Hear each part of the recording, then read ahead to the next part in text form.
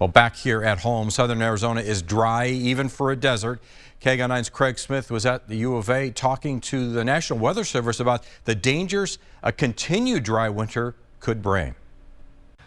We have not needed something like this for a very long time. Well, except maybe for shade.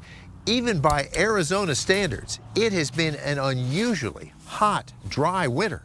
It does not take long for snow to go from white, fluffy, and beautiful to a wet, messy, sometimes dangerous nuisance.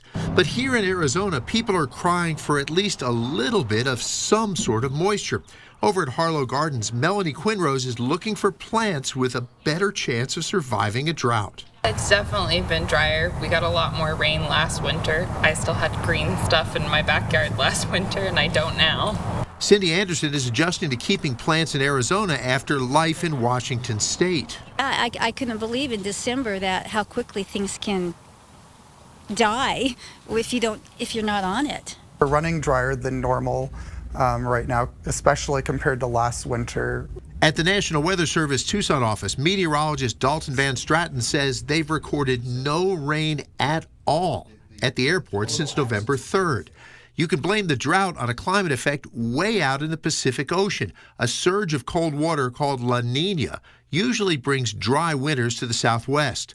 But our winter rains are important to build water reserves. It's important because if we don't receive enough winter to restore the water in the aquifers, then we can have increased drought conditions, so the soils will dry, the vegetation will dry, which will cause an increased concern for our fire weather season, which typically is in the mid to late springtime.